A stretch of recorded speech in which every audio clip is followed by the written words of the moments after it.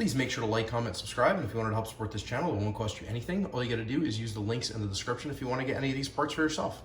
Hey, what's going on? Rich back with another awesome video for you. So I'm showing you how to get your lawnmower tuned up for the beginning of the season. Number one is check your blade on the bottom. You want to make sure you have a fresh blade that's nice and sharp.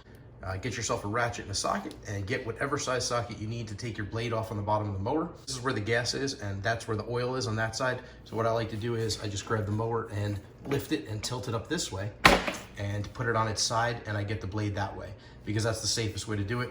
The carburetor's on this side, the exhaust is on that side. As long as you're tilting it where the oil fill valve is, you're okay. So that's what I like to do, take the blade off, change it, put a new one on, or get it sharpened. I can sharpen it myself, or I take it to the lawnmower shop. That's number one. Number two, the biggest thing people really forget to do is change your air filter. And this is super important. Get yourself a nice fresh air filter. I usually do it 2 times, like one at the beginning of the year and one halfway through the year, but you should always check it and make sure it's okay. If you have a screwdriver with removable sockets, you can take that out and then use that. Just use that to take this screw off right here if you have a Briggs and Stratton motor. Some of them have the little thumb screw where you could use it with your thumb. And check your filter. You don't want to see black on this side of the filter. If that's when you start seeing black, then you're in trouble. You definitely want to change the filter. But once it gets dirty like this, you should change it anyway. If this is dirty at all, you just want to wipe this down a little bit. Here is what the new filter looks like. Obviously, it is brand new, so it looks nice and fresh and crispy clean.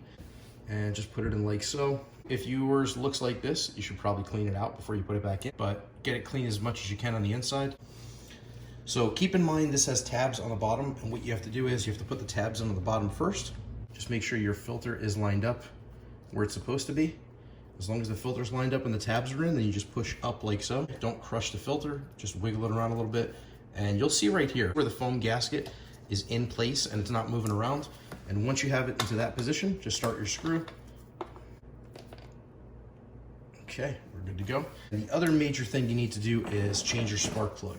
That's another big thing you should do after a certain amount of hours. Every spark plug is different, but what I like to do is I get the Briggs & Stratton Platinum one as opposed to the regular one that comes with it from the factory.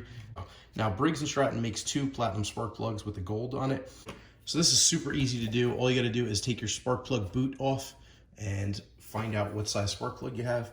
You're probably either gonna have a 13/16 or you're going to have a 5/8.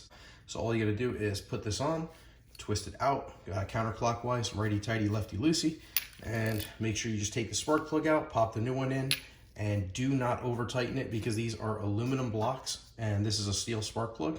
And what'll happen is you'll strip out your threads. So just get it snug and give it a tiny little bit. As long as it's not gonna go, if you feel it really getting hard to turn, do not turn it at all. You just wanna get it where it's snug and then give it about 1/8 of a turn. That's it. So that's all you gotta do. Get your spark plug in, just get your spark plug boot, put that back on. Once that's back on, you pretty much only have one other thing to do, which is an oil change. That is probably the biggest part of this whole thing. Figure out where your oil filler cap is. On this motor, it's up here. All you gotta do is 1/4 turn and pull up on it. Take your dipstick out, turn it to the side, drain all your oil out, and make sure you fill it up the exact same amount you took out. It might take a little bit more to fill it, but the easiest way to do this is to start it to make sure it warms the oil up so you get all of it out. So just let it run for 5-10 minutes, do an oil change on it, put your cap back on, make sure you check your dipstick to make sure you have the right amount in there. The other thing I do recommend, since I go way overboard on everything I do with small engines and pretty much everything, I recommend Redline synthetic oil, and this is ester based. This is the best oil in the world pretty much. I don't recommend using regular oil in small engines.